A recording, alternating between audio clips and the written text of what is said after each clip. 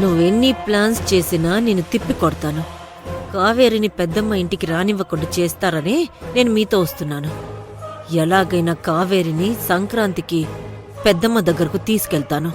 అర్జున్ బాబుని కావేరిని ఒకటి చేస్తాను. నిన్ను శాశ్వతంగా ఇక్కడ్నుంచి పంపించేస్తాను.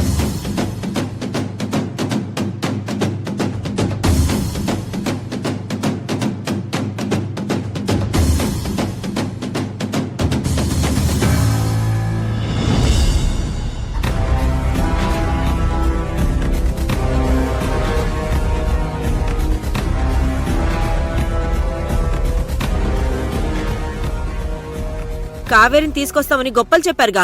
కార్ దిగరే, దిగండి.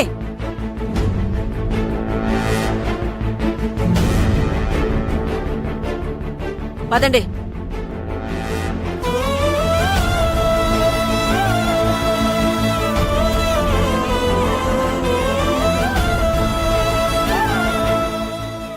బిడ్డా, నువ్వక్కడి నుంచొచ్చి తప్పు చేశావేమో అనిపిస్తుంది. అమ్మా,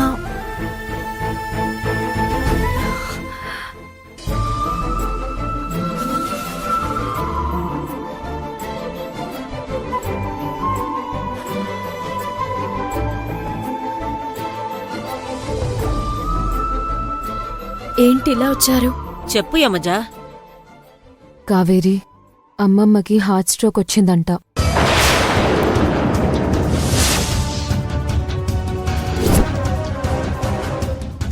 స్టంట్ వేశారు.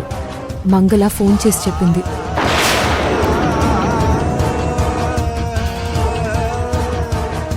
అయ్యో, ఇప్పుడు ఎలా ఉంది యమజా? ఇప్పుడు పర్వాలేదంట.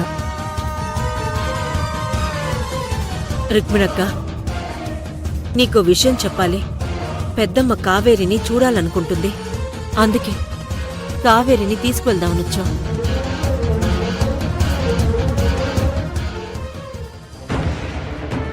యమజ, మనం తీసుకెళ్ళక్కర్లేదు. వీళ్ళ ఆతృత చూస్తుంటే వాళ్లే పరిగెత్తుకుంటూ శివపురం వెళ్ళిపోయేలా ఉన్నారు. షటపలా, నేను మాట్లాడంలే. ఏం చేయాలో నువ్వే చెయ్యి. బయలుదేరు కావేరి. అవును కావేరి, నువ్వు అర్జున్ బావ కలిసి కనిపిస్తే అమ్మమ్మ చాలా హ్యాపీగా ఫీల్ అవుతుంది.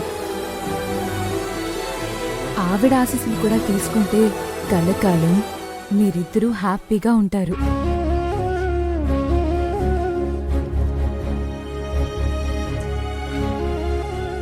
కావేరి,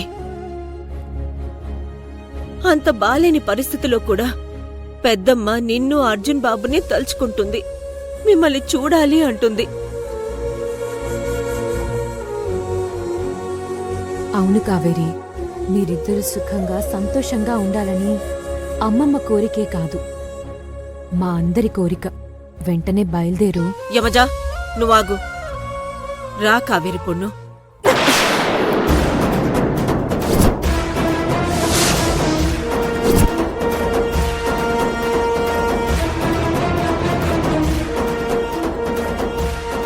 అమ్మమ్మకి బాలేకపోతే నేనెందుకు రావాలి? ఆవిడ మనవణ్ణి వెళ్ళమనండి. వాళ్ళ వంశానికి వారసుణ్ణి ఇవ్వబోతున్నా మనవరాల్ని తీసుకువెళ్ళండి. అంతేగాని నేనెందుకొస్తాను?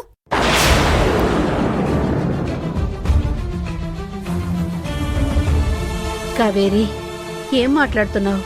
అమ్మా, నీకేం తెలీదు, నువ్వు మాట్లాడుకు. కావేరి పొన్ను, మన మధ్య ఎన్ని గొడవలున్నా వాటి గురించి తర్వాత మాట్లాడుకుందాం. అవతల పెద్దావిడికి బాలేదు. వెళ్ళి చూడాల్సిన బాధ్యత మన మీదుంది కదా. నేనా ఇంటి కోడల్నైతే ఖచ్చితంగా వచ్చి చూసేదాన్ని. కాని ఆవిడగారి మనవడు నాకు అన్యాయం చేసినప్పుడే ఆ ఇంటితో నాకు సంబంధం తెగిపోయింది.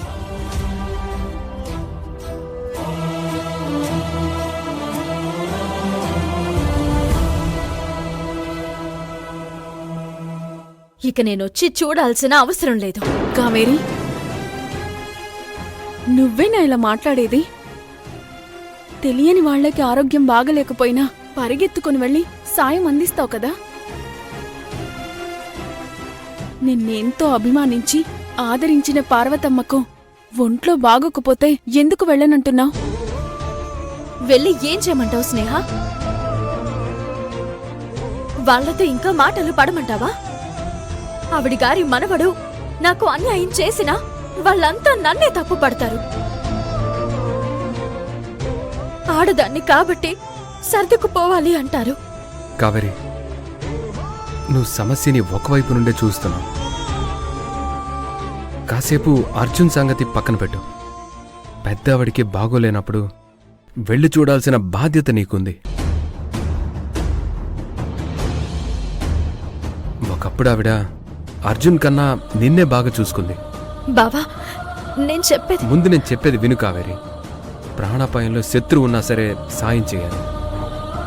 పేషెంట్కి డాక్టర్ ఇచ్చే మెడిసిన్స్ కంటే అయిన వాళ్ళిచ్చే మనోధైర్యం ప్రాణం పోస్తుంది. నువ్వెన్ని చెప్పినా నేను వెళ్ళను బావా.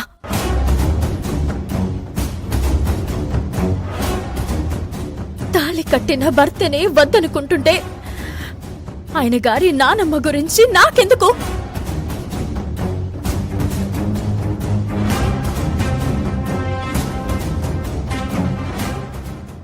కావేరి, నీ బాధ నాకు అర్థమవుతుంది. కానీ దేనికైనా సమయం సందర్భం ఉంటాయి. ఇప్పుడు నువ్వు ఆలోచించాల్సింది నీకు జరిగిన అన్యాయం గురించి కాదు, పెద్ద ఆవిడ ప్రాణం గురించి.